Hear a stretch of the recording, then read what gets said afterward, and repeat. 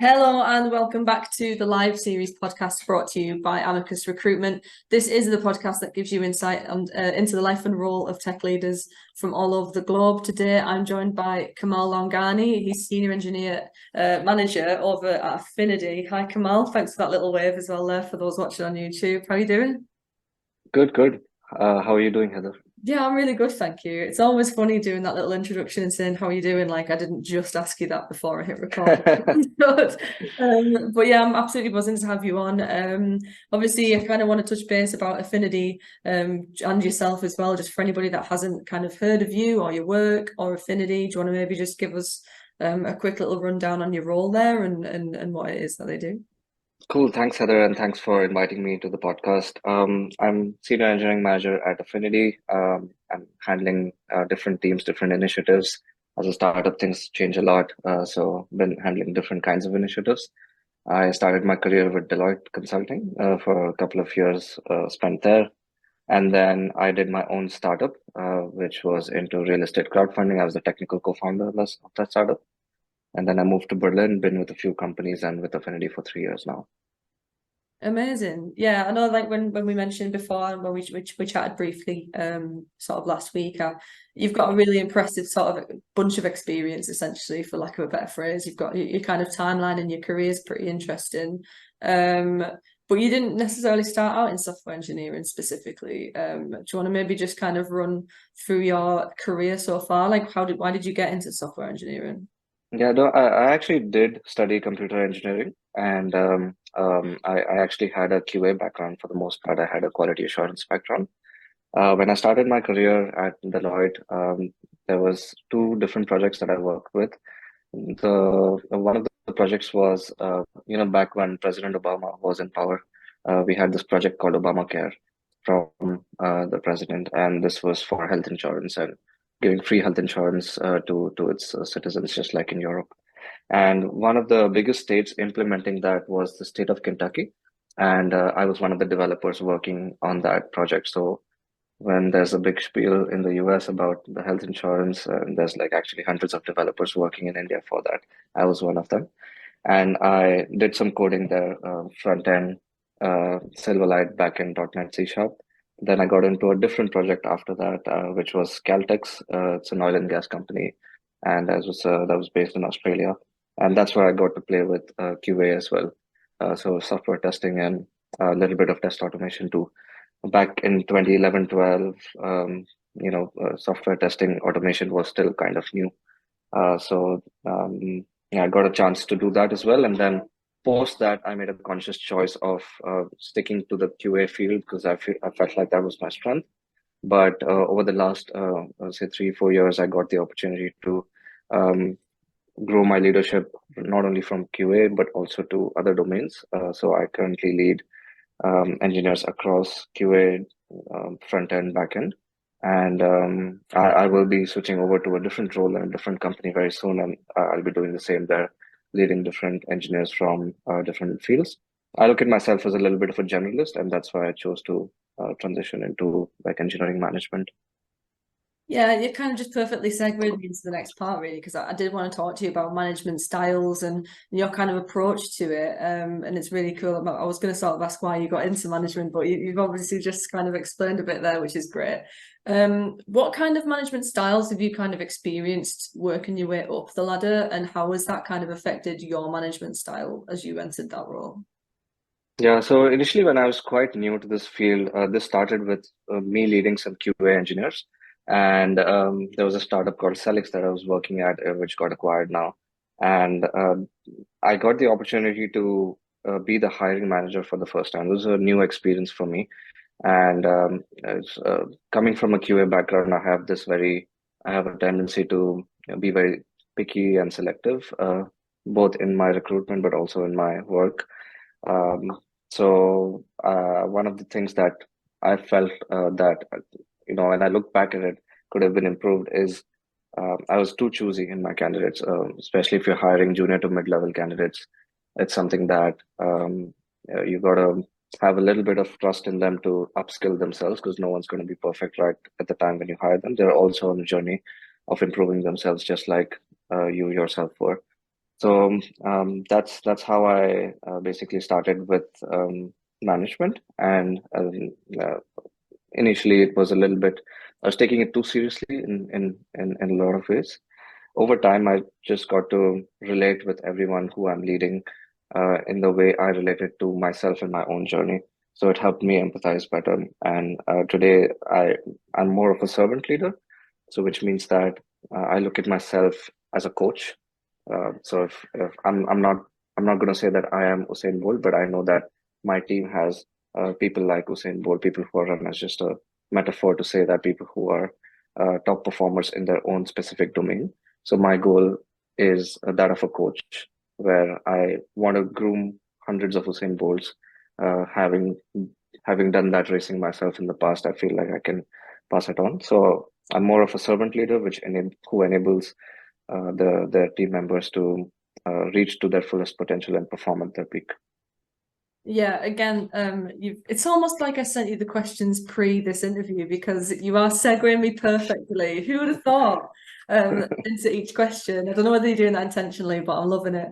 It's really interesting to hear about other people's managerial experiences, especially when you say you've come from a QA background, which is obviously really intriguing, because presumably you instinctively had that kind of perfectionist mindset almost, and it was interesting that you mentioned you were taking it almost too seriously. Was that kind of what you meant in terms of like you were kind of super focused on getting things right, but then it sounds like you obviously went through the motions of getting to know your team, and you kind of, not softened up in terms of like the hard work and the work ethic, but in terms of, taking it a little bit less seriously and becoming more people focused. And now you're kind of, a servant style almost, which is really cool. You touched a little bit on it there, kind of coaching people and helping people be the best on the team. What kind of specifics do you do to kind of ensure that your team are all performing at their best? Obviously, we can't all be 150% every single day, all day. So how do you kind of balance that and manage that and make sure that each member of your team individually are actually doing the best as well as the best they can? Yeah, I try to listen more and try to listen for signs uh, that are visible to me in my one-on-ones. Try to do one-on-ones every week, especially with my senior engineers. And if I see some kind of lack of motivation or lack of alignment with company's objectives, I either call it out or I just try to have an informal conversation about it. Usually in my one-on-ones, I keep my work away. So which means that if I have a one-on-one with you and you're on my team, we're not going to talk about work because we have other opportunities and other meetings to do that. So in our one-on-ones, we typically keep it very informal. I sometimes make my one-on-ones awkward. So there's something called awkward one-on-ones every now and then, where I encourage the person who's in my team to bring up any awkward questions. It could be things like salary raise that may not have happened for a while for them. It may be sort of like a competitive spirit saying that my team member got promoted, but I didn't. So it's like an awkward topic to bring up. And any other topics that might be about interpersonal relationships between the team members or about challenging what we're working on and why does it make sense at all. So stuff like that, which can be awkward to ask on a daily basis. I try to keep like uh, one-on-one in every 1 or 2 months just for an awkward conversation. And the rest of the one-on-ones are typically to understand how they're doing in their personal life and also how they're doing in terms of their own growth trajectory. I typically start a goal setting session earlier in the year so that we know that by the end of the year, this employee wants to reach at this level. Could be in terms of skills, could be in terms of cross-functional communication, could be in terms of just general communication. Um, and then we sort of have these one-on-ones to iteratively track on that. There was an example of a girl who was in my team, and she basically set up a goal for herself to effectively lead a team rather than being just an individual contributor.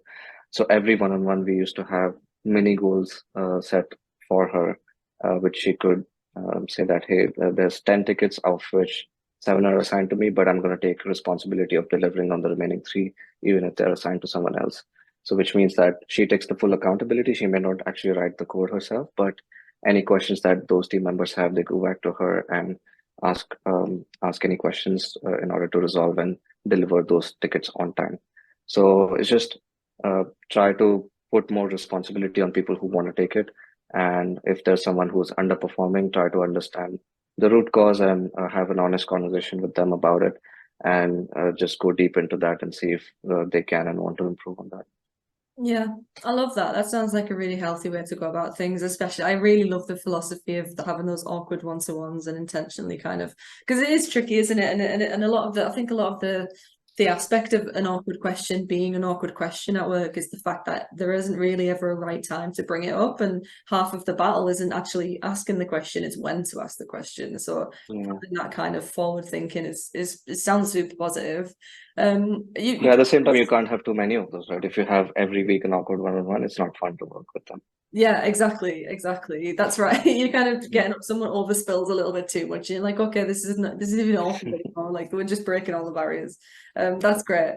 You mentioned a little bit about cross-function communication and things like that between your team members and general communication between team members. One thing we haven't obviously mentioned yet is that it's a kind of a globally remote team mostly, isn't it? Yeah. You're kind of working with at the moment. How do you manage the communication between your team members then in that case? Like, and also how do you kind of manage the culture amongst a team that's remote? Yeah, so at different points of my journey in Affinity, there have been people reporting into me from Singapore, Berlin, Ukraine, and India. These are all different time zones, but more importantly, different cultures. One of the interesting things about, say, let's say, if I work with a Singaporean culture versus if I work with a Ukrainian culture, they're polar opposites of each other. They tend to be for the most part, where in the general 95th percentile of Singaporean person would be a lot more agreeable and say yes a lot, and not be keen to oppose ideas, whereas the 95th percentile Ukraine, in my opinion, would be more prone to challenge your ideas and more sort of standing up for what they believe in. And not to say that either one is good or bad, just that it's a different challenge to mix all of that into into one pot and make a recipe out of it. So just like how you have sugar and chili in different proportions to make a dish come out, in the same way you have a team dynamic that requires all of these energies. And also I encourage sometimes the roles to be switched over, where if someone's agreeing too much or being too passive, I sort of push them to, especially in my one-on-ones, I push them to contribute more and be more visible. Whereas if someone who's very enthusiastic and wants to bring out their ideas every time, I encourage them to think a little bit and try to understand from a strategic point of view what points make sense to escalate and what not. So and put a remote setting on top of all of this, it becomes even more challenging because A, it's a different time zone, but B, also it's you're only talking to each other on a need basis for the most part. Whereas if you're sitting in an office, you're sort of getting up from a chair and just goofing around, saying hi, whatever. Just like there's a little bit of fun involved. Whereas in a remote setting, you're typically collaborating on a huddle, which like Slack has this feature called huddle, where you can immediately have an audio call and present your screen, get your work done, bye bye. And there's also a very real Zoom fatigue, right? So you don't want to overdo on those calls as well. So it's important for a leader to recognize that in the beginning, and then try to address it. The way I used to run things or still run things is that every week I used to have some kind of calls, whether it's a team call or whether it's a Friday fun call, for everyone to come together and just not talk about work and do some kind of a coffee chat or a game session. It doesn't work for all the teams because if there's a team that's overloaded with work, they wouldn't want to attend another 1 hour of Zoom call on Friday. But in this case, there could be another call, which is I have these retro sessions that happen every 2 weeks, and it's a part of the sprint, right? And in that retro session, we don't really record those sessions, but we encourage everyone to speak up and write their points of what they think that could be improved upon. So it's not perfect. I'm not going to say that everything works smoothly, But again, offline world has its own challenges with regards to productivity and lack of focus. So both worlds have their own advantage. I feel like the leadership skills required in both offline and online world tend to be of different uh, category, and offline managers who have never done remote management will likely have a little bit of a steeper learning curve, in my opinion, and what I've seen. And whereas a remote manager who's going into the offline world might have their own challenges. Uh, yeah, I don't know if that answers your question, but It what I'm does trying to. really well as well. There's a couple of points actually that I picked up on there, and one of them, I think the main kind of key thing there is getting the balance, isn't it? And it sounds like such an obvious thing to say that you need to be getting right, but like as you rightly said, you've got all of these kind of complex uh, differences in cultures coming together, and then you have the remote element on top of that. So finding that balance also, as well as that, to be able to give your team the right amount of autonomy and not be bugging them so much with too many calls and things. But when you're remote, it's not like you can kind of just pop over at someone's desk and ask them a question. Like you have to physically interrupt what's going on their screen to be able to talk to them, and that can be challenging for everyone involved sometimes. But I really like your idea of again these awkward conversations that you kind of enforcing almost, but in a nice way. And then also these kind of little sessions on a Friday and your bi-weekly sessions as well. It sounds like it isn't it's balanced. It sounds balanced to basically. It's not too much, but it sounds like your team seems to enjoy it too, which is good. In the offline world, another interesting style of one-on-ones that I used to run is the walking one-on-ones, where we shut down our laptops, we go out of the office space into the nature, and then just walk for that half an hour and talk to each other. That also, I feel like, has a very different um, vibe to it than a regular one-on-one inside a meeting room. Yeah. I think another thing as well that I wanted to kind of ask you next was about kind of on-site versus remote management and how you kind of compare those. Obviously, you've done it a little bit there. But I mean, do you have a preference on remote or on-site, or is a mixture kind of pretty good? Is that the right way to go about it? Yeah, being an engineer myself, I don't like to be interrupted a lot. If I'm coding, I definitely prefer the remote style of working. I do think there is value in having everyone meet every now and then. I don't think it's needed every week. Um, I feel like remote leadership is a topic of its own, and uh, I will not be surprised if there are books written about it, ebooks probably written about it, because I've seen that there are very senior level managers that I've worked with and under who have come from a completely offline world, never worked really on chat applications. They're usually people talk to people in a physical environment, and they don't do well in a remote culture, especially in the last 2 3 years when we were forced to work remotely everywhere. There have been managers who are so well experienced, you know, 2 or 3 decades of experience, and their teams haven't done well, and their initiatives have been shut in front of me, um, just because they just couldn't align their teams in a remote setting. And practically, what that looks like is the manager is not available on Slack, or does not really have a sense of urgency. Like when you have a message on Slack on a certain channel with a certain level of priority or urgency, if you don't respond to it within X amount of time, it's just like it blows over to a different part of the application. So if you don't have your senior management interfering in those aspects, they will very naturally be sidelined, and there would be people who are visible online who would actually take up the power. And what I'm trying to get at is um, the the remote setting is not for everyone. I think, in my opinion, at least what I've seen. Um, Whereas in the physical, in the offline world, I've seen people succeeding without having to even open their laptop. There have been managers that I've worked with, especially earlier in my career at Deloitte, who managers who don't even open their laptop the entire day, and they still are able to align the entire organization under them in order to achieve certain initiatives. I don't think we live in that world anymore, especially in tech. And managers who come from that world need to evolve, and have already evolved, a lot of them, and some of them haven't. And they don't really fit in culturally. And so what, an organization's culture also, in my opinion, shifts a lot if you work remote first or hybrid. Your organization culture cannot be the same as an organization which works completely physically. Yeah, it's a very interesting topic, isn't it? I don't know, like you said, that it's definitely a topic in itself of remote leadership. And you're right, there'll definitely be countless manifestos of how to remote lead. That's not right. Lead remotely.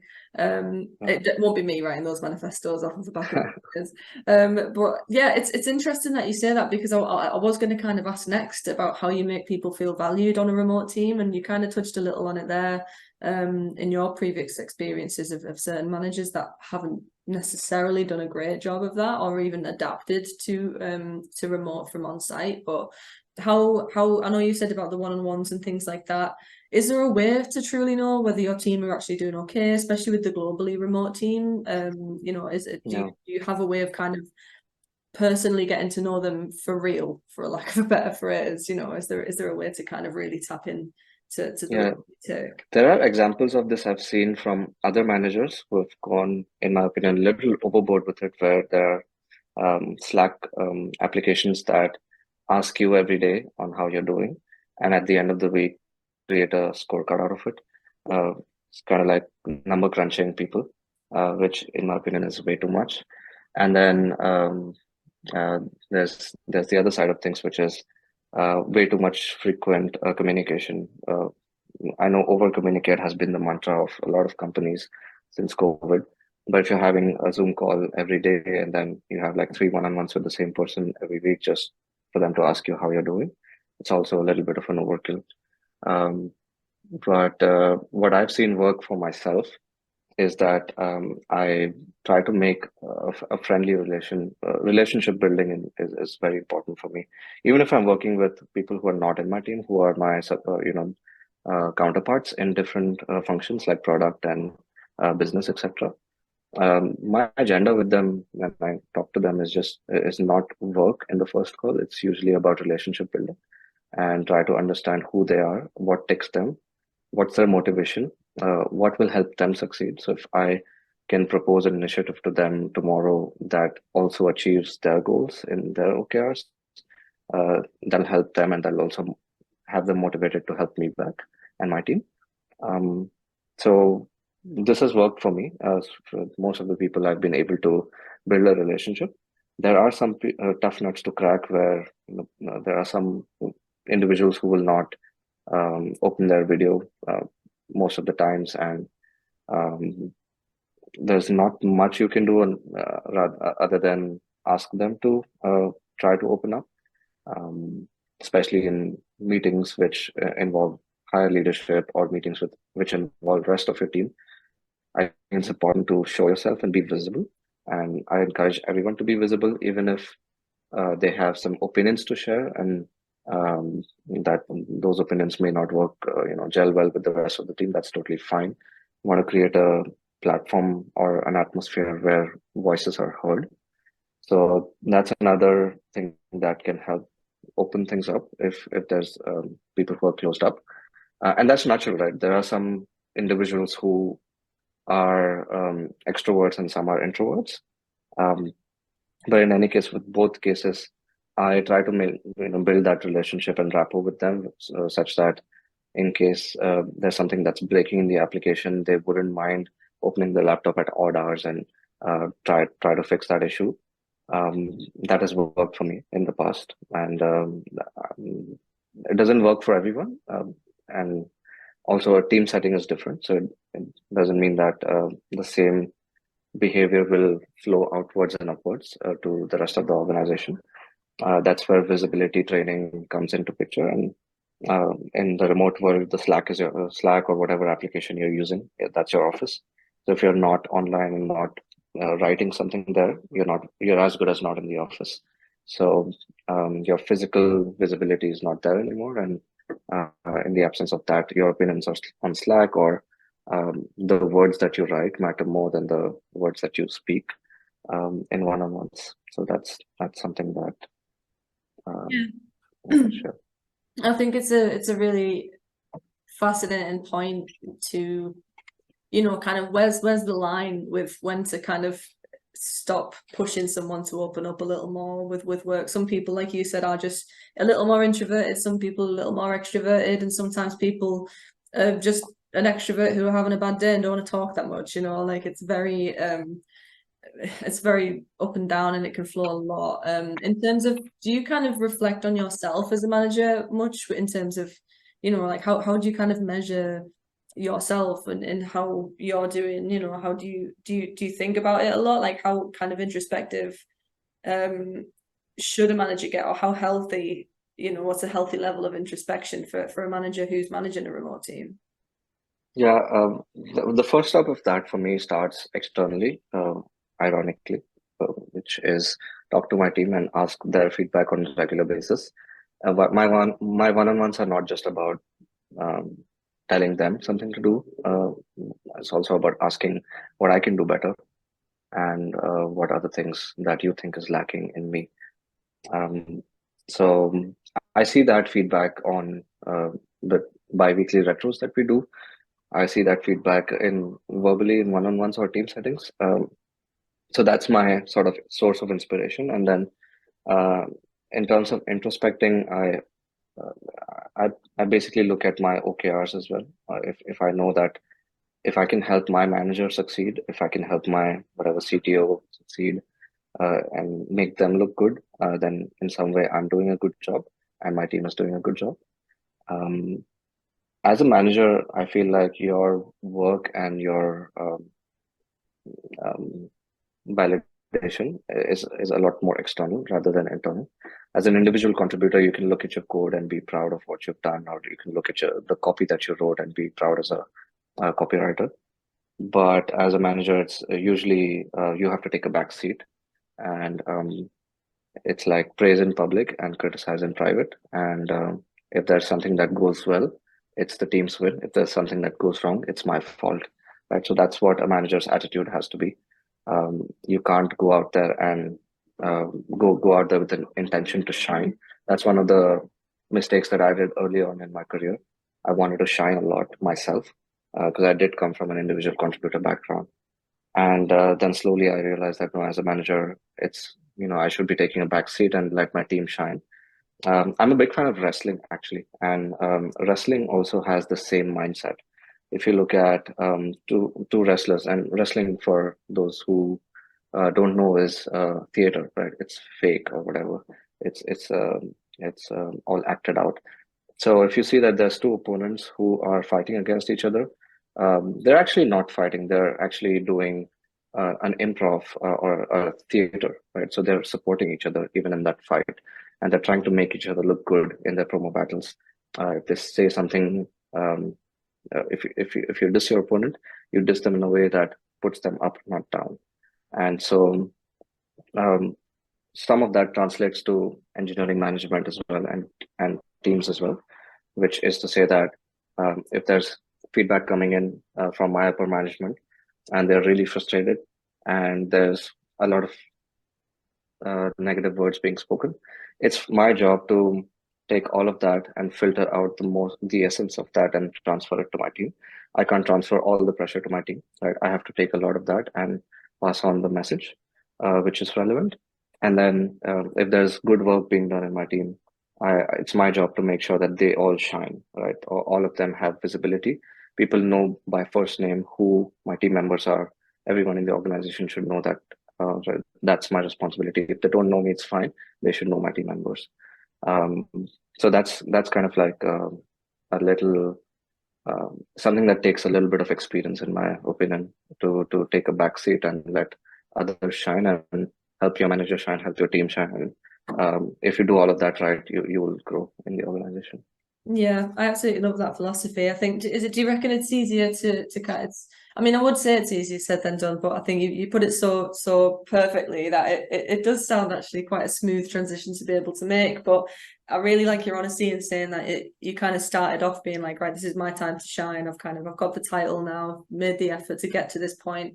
It's my time to kind of let's go.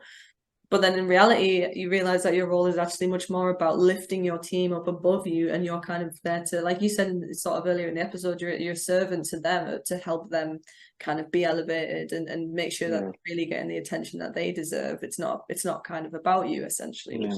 which is a I'm really kind of like an enabler. that's right. That's exactly right. Yeah, definitely an enabler. Do you think that that's the sort of thing that comes with experience for a manager, or do you think that that's quite a unique perspective, or do you think that Yeah, obviously I think it any comes from so mistakes. Like you have to fall 10 times for the 11th time for you to bike correctly. I don't think anybody can take this theoretical knowledge and apply it unless they actually make those mistakes themselves. I've made my mistakes. I've escalated the wrong things to the wrong people at the wrong time. I've um, put my head out and name out to shine myself. I've committed some of these cardinal sins for me to actually learn from experience. So, to your earlier question about how do you introspect, I'm forced to introspect based on my mistakes and learn from them. Of course, it is useful and valuable to learn from your leaders. Sometimes I spend time with my senior leadership and try to get and understand what they're trying to say.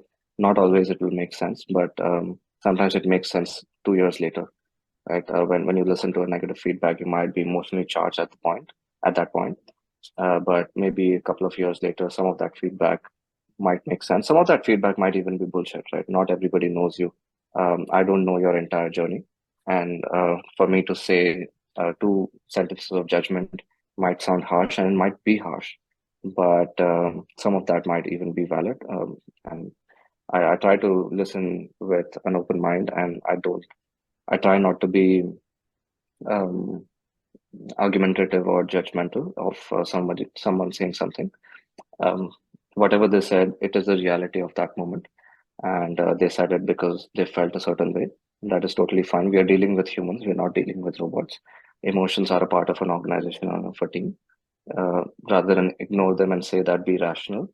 You have to acknowledge them and try to go deep into those emotions and try to resolve them. Almost like the job description of a manager sounds almost like that of a therapist. Um, but I think it sounds like that because it is partially like that, because you have to listen a lot, you have to be empathetic, and you have to be empathetic not just to your team but also to all of the other stakeholders who are reliant on you to deliver something. And when I say that, hey, I don't have enough capacity in my team, it's heartbreaking for them to listen, even though that might be my reality. And so, how do I explain that to them in the most eloquent way and also in a way that helps them understand my situation, but also helps them set realistic expectations? Um, Again, sounds easy to say, but it is a bit of an art that I think people master based on their own personal experiences. Yeah, 100%. There's so many elements to it. I mean, we try and cover as much as we can about leadership on this podcast, but there really is endless kind of topics and ways to go around it. And ultimately, I think you're absolutely right in what you said about, being able to learn from your mistakes. Everyone makes different mistakes and learns different things from them, but ultimately, if your team are comfortable, then you're doing something right. And if they Yeah. feel, happy enough, that if you're being approachable enough as well, I think it's quite important that your team can actually come to you. Even if you're forcing them to sit down and have an awkward conversation or an awkward one-on-one, then they are going to feel more comfortable with that, and that sounds like you're doing a great job. By the way, in a lot of those awkward one-on-ones, I didn't actually hear a lot of awkward questions. I Okay. I set a forum, I set an invitation, but not everyone takes full advantage of it, I feel, because people are still a little bit hesitant.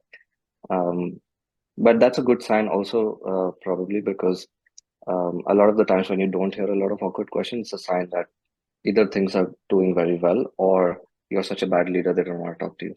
And I hope it's not the latter for me.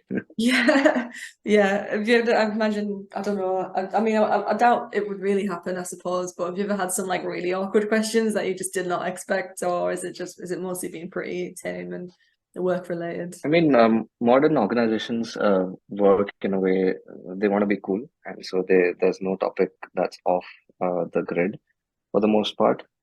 So I haven't really heard any question that's thrown me off guard because it's all fine. We're all joking around, and um, I can't remember any question which threw me by surprise.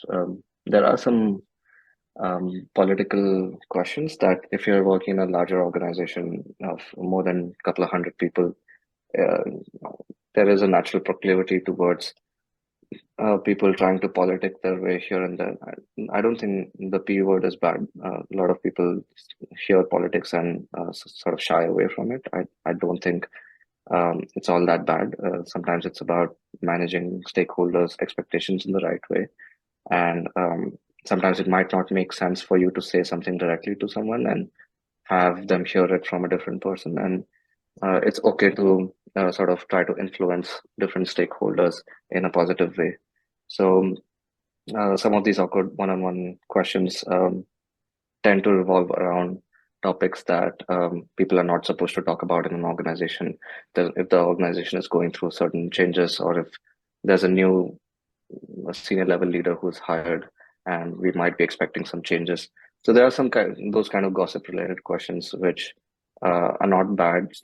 People deserve to know. Sometimes I also don't know myself what's going to happen, and um, it's important for a leader to comfort your team rather than just say that I don't know. Maybe the organization goes to shit. You can just say that I don't know, but let's hope that the culture of the organization um, scales well as we change. So it's a little bit about also saying the right things, but a lot of that is also about doing the right things when the time is right.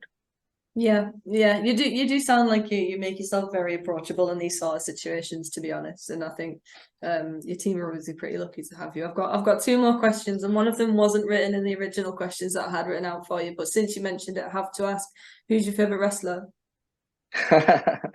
That's a very difficult question. There's a concept called Mount Rushmore of wrestling. Mount Rushmore is a picture of four people. So I'll give you four answers and four wrestlers. Currently, the biggest villain or heel, as we call it in wrestling, is MJF, Maxwell Jacob Friedman. He's a hell of a talent, and he can cut promos that are so scathing. You want to switch off the TV and switch it back on in 2 minutes just to listen to him complete his insults. That's one. The other is Roman Reigns is at the top right now, who's the sort of undisputed world champion. He's a great actor.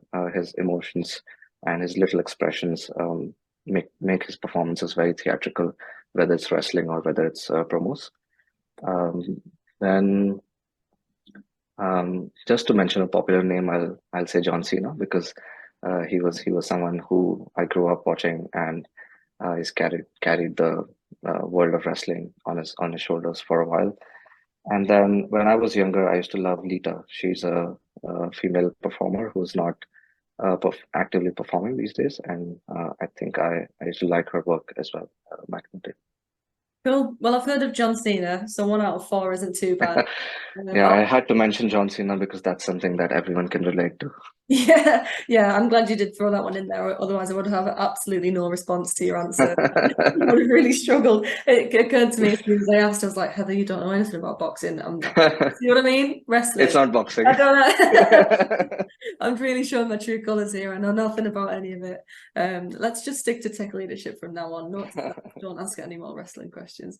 No, that was great. Thank you for that. And I love the little Mount Rushmore analogy as well. That was cool. So to get back on track with the final question that I ask all my guests, obviously it's been such an insightful episode anyway. It's going to be definitely useful to anybody who wants to be in a similar position to you one day anyway. But what advice would you have for someone who wants to be in a similar position to you?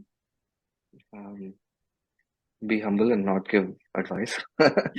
um, but no, I think if anyone wants to be an engineering manager, if you're in an individual contributor track, I think it's a job only for people persons. So if you're a people person, if you love to deal with other people and their problems, if you don't mind the occasional, difficult situation with somebody underperforming or you having to let someone go, uh, those are skills that require you to have comfort in people management and talking to people and resolving their issues.